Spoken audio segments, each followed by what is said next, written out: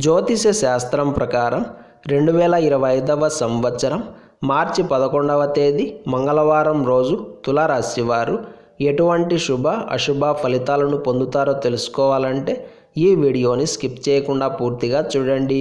అలాగే తప్పకుండా మా ఛానల్ని సబ్స్క్రైబ్ చేసుకోండి. ఈ మార్చి 11వ తేదీ మంగళవారం రోజు తులారాశి వారికి ప్రత్యేకించి ఒక మంచి శుభవార్త వినబోతున్నారు. చక్కటి నైపుణ్యం, మంచి తెలివితేటలు, అద్భుతమైన ఆర్థికాభివృద్ధి, క్రయ విక్రయాల్లో లాభాలు చోటు చేసుకుంటాయి.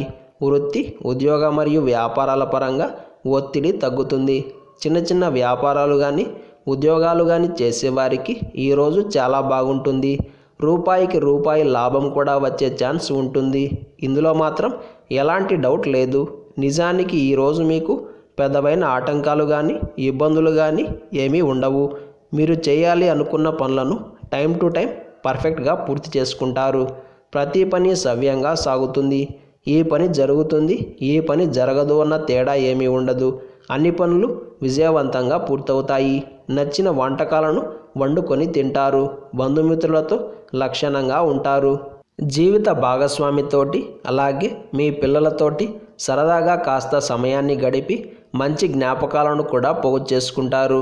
శ్రేయోభిలాషుల యొక్క సలహాలు మీకు మంచి లాభాలను కూడా తెచ్చిపెడతాయి. మొత్తం మీద చెప్పాలంటే ఈ రోజంతా తులారాశి వారు హాయిగా, నిమ్మలంగా, ప్రశాంతంగా, జాలీగా కూడా ఉంటారు. ఆనందంగా ఉంటారు. చక్కటి ఆర్థిక మెరుగుదల, మంచి ఆహ్లాదకరమైన వాతావరణం నెలకొని ఉంటుంది.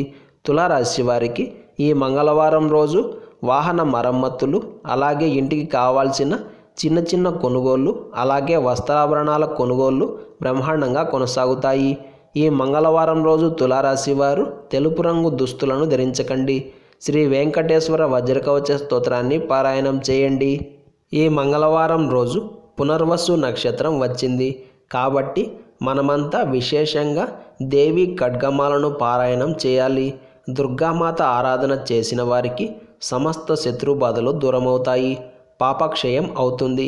బద్ధ శత్రువులు కూడా మీ కాళ్ళ బేరానికి వస్తారు.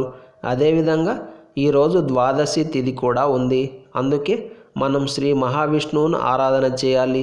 తులసి దళాలతో స్వామివారిని అర్చించి నెయ్యితో 2 దీపాలను వెలిగించి నమస్కారం చేసుకోవాలి.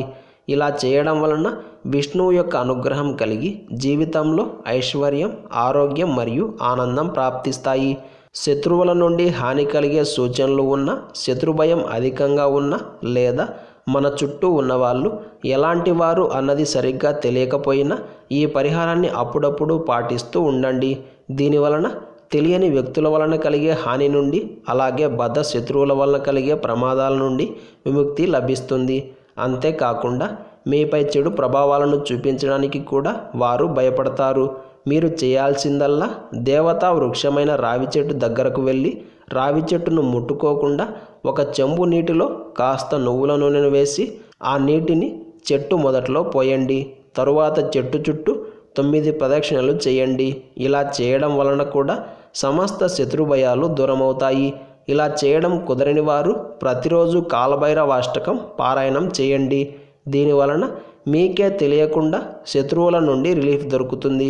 ఈ మంగళవారం రోజు మనమంతా ఓం నమో భగవతే వాసుదేవాయ అనే మంత్రాన్ని పదే పదే జపిస్తూ ఉండాలి.